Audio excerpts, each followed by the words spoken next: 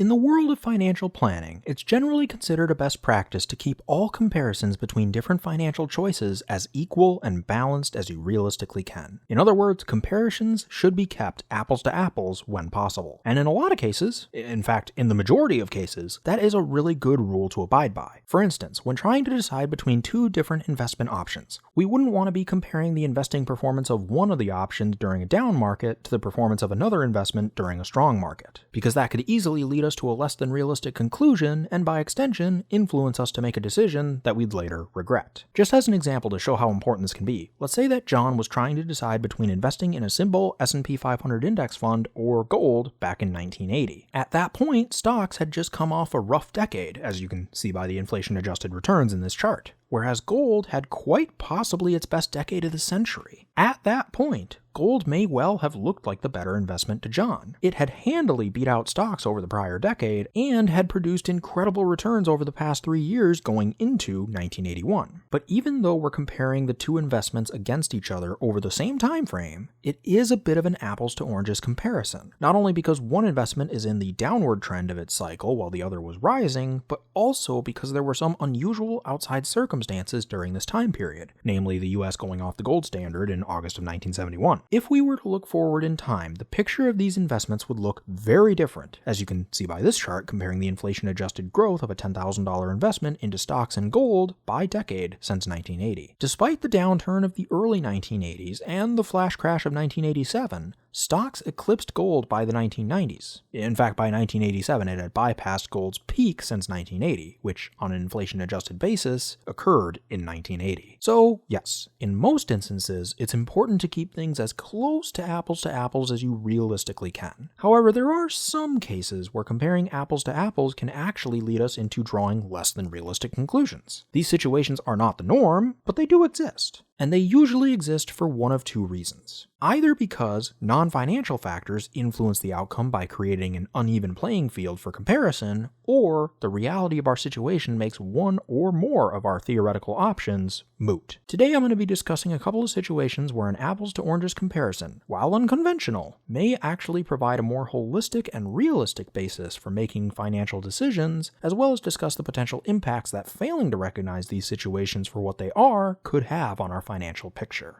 But before we get going, be sure to like this video if you haven't already, as it really does help out the channel a lot, and subscribe with notifications on for more money-related videos like this one every single week. And if you want to further support this channel, you can check out some of the links I've left in the description below, which includes a link to my Patreon page. This is the best way to show your support for this channel, and in addition to that, you can also get early access to new videos and exclusive content such as spreadsheets based off the ideas we discuss in these videos. The spreadsheets will allow you to play with your own numbers and see how big of a difference some of the ideas we discuss can make for your own personal financial situation. One possible example where an apples-to-apples comparison may be less than helpful is when trying to decide whether to pay off debt as quickly as possible or invest while paying the minimums on your loans. Traditionally, this comparison's focus rests squarely on the difference between the interest rates you pay on your loans and the rate of return you would expect to make on your investments. And while that is an incredibly important piece to the puzzle, it is far from the only consideration that should be made, as I've discussed in previous videos on this channel. Here are a few other considerations that may be relevant depending on your own personal situation and tendencies, and how they might influence the outcome of the decision. One consideration is the risk of investment underperformance. Sure, over the long term, an investment's typical return may exceed the interest rate attached to your debts, but over the span of a few months, or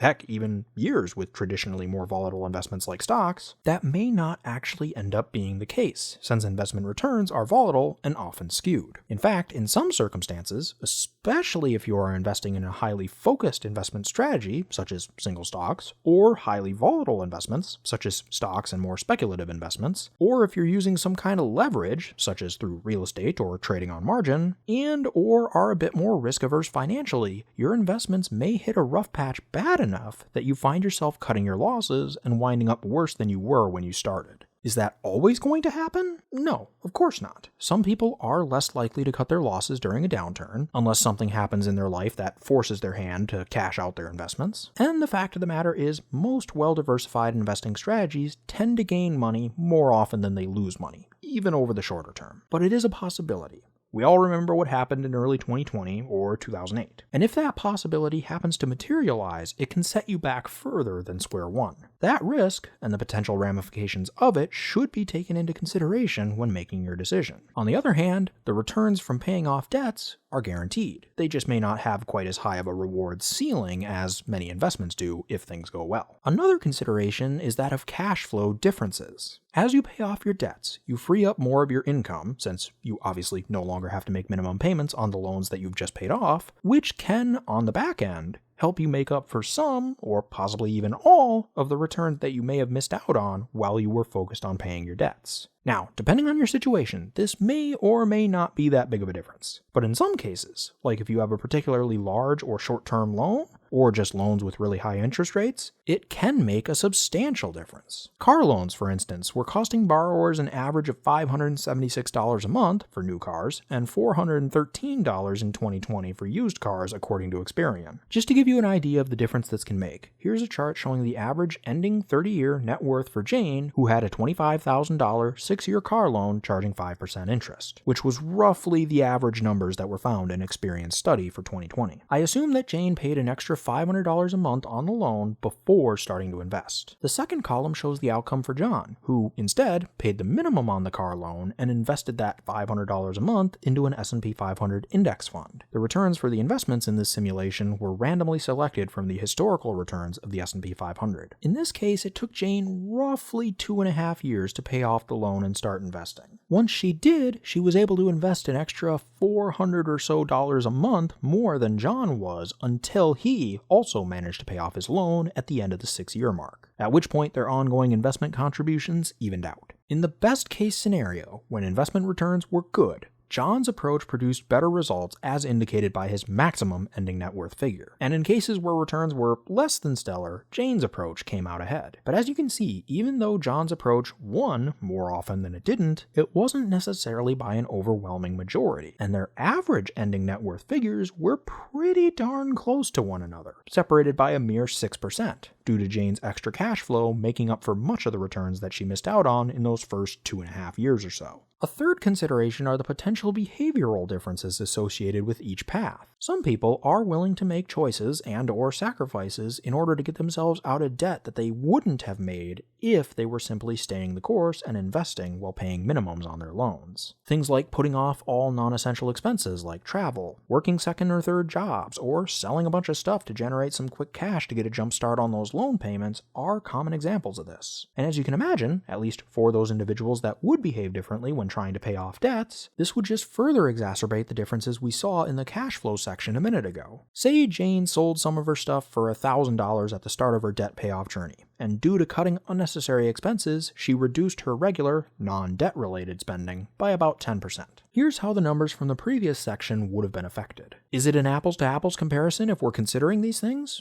No, not at all. First, because there is some inherent variance in the results due to the fact that the returns are being randomly selected from historical figures, but also because we're not assuming the same behavioral differences will manifest in both paths. But for some people, it is at least closer to a realistic look at how things might go. Beyond making sacrifices, other people may find themselves willing to be more open and spontaneous with their money after the weight of their loans are lifted from their shoulders, which can do wonders for lifestyle satisfaction, even if it doesn't necessarily tilt the advantage in favor of investing or paying off debt in a strictly financial sense. And if that applies to you, those benefits are always worth considering. Then there's the knowledge and skills element that can sometimes come into play. Some people, though again, not all, will learn to do a lot more themselves due to DIYing projects that they would previously have hired out to people in an effort to conserve cash to pay off their loans quicker. As a result, they often learn a lot more about themselves in regards to what they need and want out of their finances as they go through this process of eliminating their debts. This is especially common for those who have decided to put off all non-essential expenses, because by forcing themselves to do without, even if it was only temporarily, they can often shed a light on what things they really missed and what things they could easily continue to live without, or at least with less of, going forward. This is the whole idea behind spending cleanses as well. By finding out what parts of your spending are punching above their weight class, so to speak,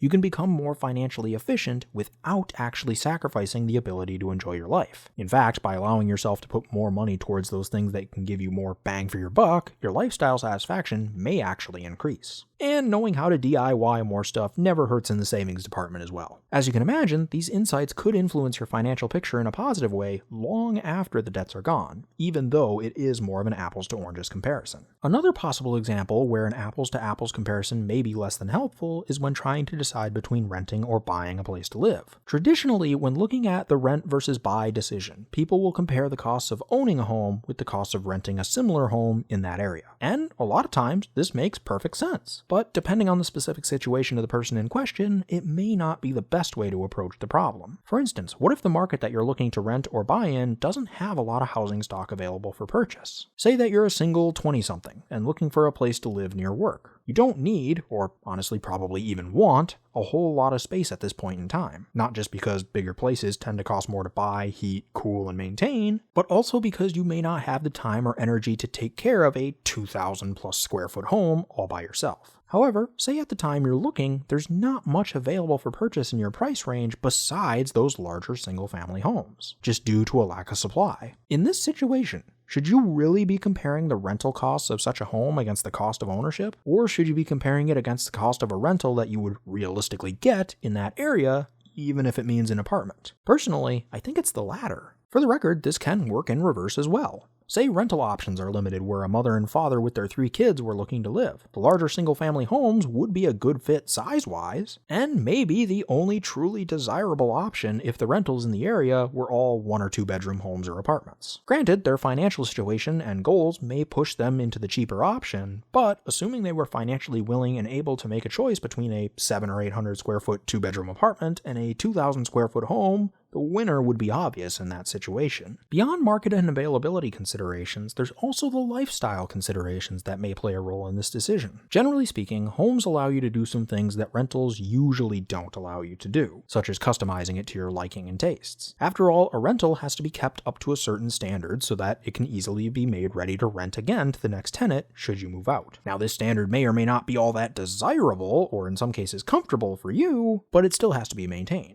A home has no such restrictions. If you want to redecorate the living room or bathroom, or add a living space with an expansion to the home, or just put up a storage barn to house all your outdoor toys, by all means, do it. It's your home. On the other hand, homes also bring with them maintenance and repair requirements that rentals typically don't. Then there's also the potential emotional and psychological benefits to take into consideration. For some people, the idea of being able to eventually pay off your home and own it free and clear brings with it a great peace of mind that renting can rarely match. For others, the time, energy, and stress associated with unexpected maintenance and repair problems will make them lean more towards the rental option, all else being equal. Finally, there's the idea of a home being a forced savings vehicle. Historically, the average home may not be the best savings vehicle out there once all the costs are taken into account, but by making your regular mortgage payment, you are building equity in the home that can eventually be cashed out when you sell. And that can be very valuable to someone who would otherwise be prone to blow all their money if they were renting. The point is, context matters. And it's important that we take all the relevant factors into account when making our decisions, whether they're financial or not. Because while apples-to-apples comparisons are usually a good way to go, there are times when those factors can influence the outcome of a decision enough that an apples-to-oranges comparison becomes a better fit. But what do you think? Are there times when an apples-to-oranges comparison is the more viable approach? If so, what are some situations in which you've found apples to oranges comparisons helpful? Let me know in the comments section below. But that'll do it for me today. Once again, if you enjoyed this video, be sure to smash that like button if you haven't already, subscribe, and hit that bell next to my name so you'll be notified of all my future uploads. I generally upload every single Monday, and if you have a friend that would be interested in this kind of content, be sure to share it with them. Let's really get this information out there and start our own financial revolution.